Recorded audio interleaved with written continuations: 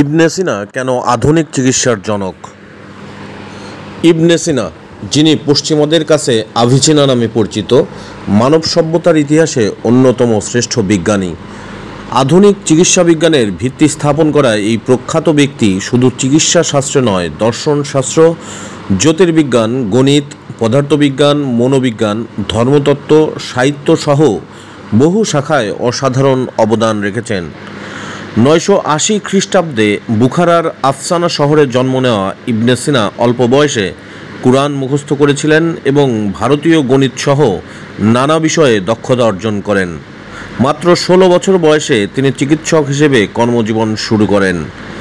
ইবনে সিনার চিকিৎসা পদ্ধতি তখনকার সকল চিকিৎসকের চেয়ে উন্নত ছিল, যা বহু রোগীকে সুস্থ করেছে। তার সবচেয়ে খ্যাতিমান রচনা কানুন ফিত্তিব শত শত বছর ইউরোপের চিকিৎসা বিজ্ঞানের প্রধান পাঠ্যপুস্তক হিসেবে ব্যবহৃত হয়। এই গ্রন্থে 670 ধরনের ঔষধ প্রস্তুতির পদ্ধতিসহ রোগের বিস্তারিত বর্ণনা রয়েছে। তিনি সার্জারি, চোখের রোগ এবং চিকিৎসার বিভিন্ন আধুনিক পদ্ধতির পথ প্রদর্শক ছিলেন। ইবনে সিনা শুধু চিকিৎসা বিজ্ঞানী নন, তিনি ছিলেন প্রভাবশালী দার্শনিক ও জ্যোতির্বিজ্ঞানী। নিজে বিভিন্ন যন্ত্র আবিষ্কার করে 7 বছর আকাশ পর্যবেক্ষণ করেছেন এবং আকাশ গঙ্গার অবস্থান নির্ধারণ করেছেন। এছাড়া তিনি পদার্থবিজ্ঞানে বস্তু ও গতির সূত্রের ধারণা দিয়েছেন, যা পরে নিউটনের সূত্রের ভিত্তি হিসেবে বিবেচিত হয়।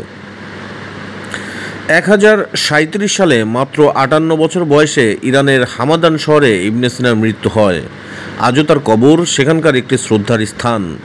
ইবনে সিনার বিজ্ঞান ও দর্শনের অমর অবদান আজকের আধুনিক চিকিৎসা ও বিজ্ঞানের ভিত্তি হিসেবে অবিচ্ছেদ্য অংশ।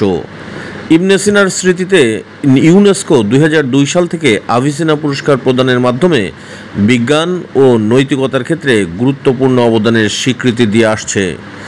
ইবনে সিনার জীবনী ও কর্মজীবনের বিস্তৃত আলোচনা পাওয়া যায় বিজ্ঞানী ও বিজ্ঞান নামে একটি বইয়ে, যা দ্য রয়্যাল সায়েন্টিফিক পাবলিকেশনস প্রকাশ করে। সাধারণ পাঠক থেকে শিক্ষার্থী পর্যন্ত সবাই বইটি থেকে বিজ্ঞানীদের আবিষ্কারের চমৎকার গল্প জানতে পারবেন। ধন্যবাদ।